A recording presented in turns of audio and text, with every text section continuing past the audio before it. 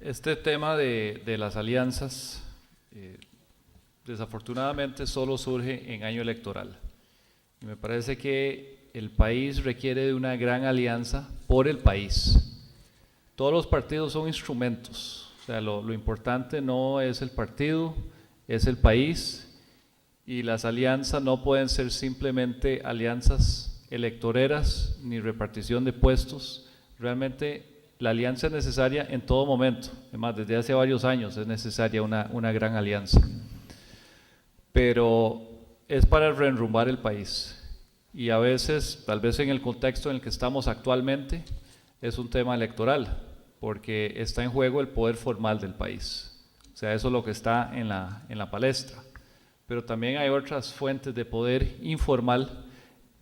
mediante la cual las alianzas también pueden ejercer un rol en la fijación de las políticas públicas del país. Y sin embargo no se habla de alianzas cuando no estamos en año electoral. Por eso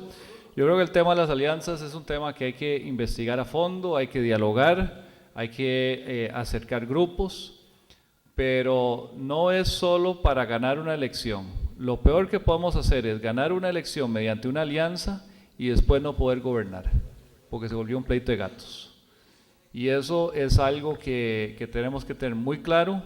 de quiénes son las personas, cuáles son sus intenciones, ¿verdad? Y cuál es la visión de país que trae cada uno a una posible alianza.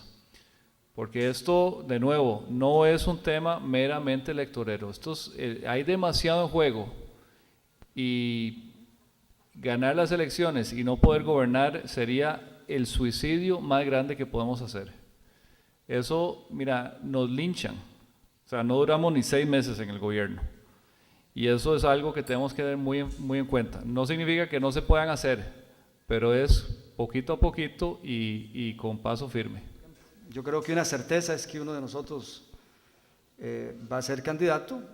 y otra certeza es que necesitamos ampliar las alegrías del PAC, las fuerzas del PAC, recurriendo y conversando con otros sectores. Pero también una tercera certeza es que debe ser alrededor de ideas y de propuestas, porque aquí hay una gran persona, don Rodrigo Carazo, pero con tal de construir un triunfo electoral, y lo construyó, se alió con la política tradicional que había criticado permanentemente, con el PUSC, y con esa cúpula desde el día cero fue ingobernable y no pudo hacer nada. Yo en mi caso me salí de Liberación Nacional, mucha gente decía, ahí usted puede ser presidente, y probablemente era cierto,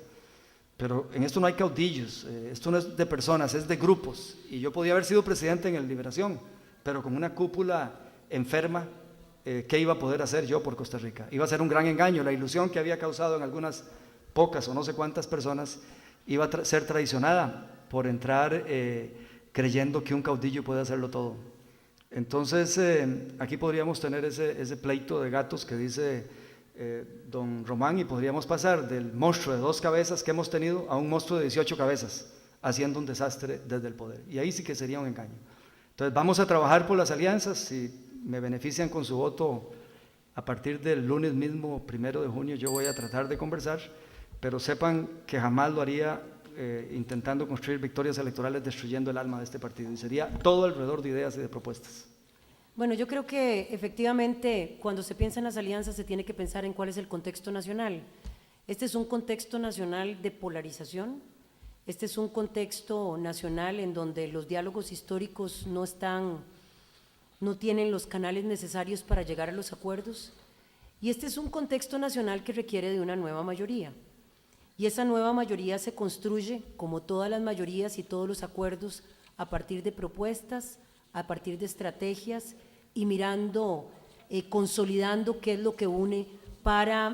no para ganar las elecciones,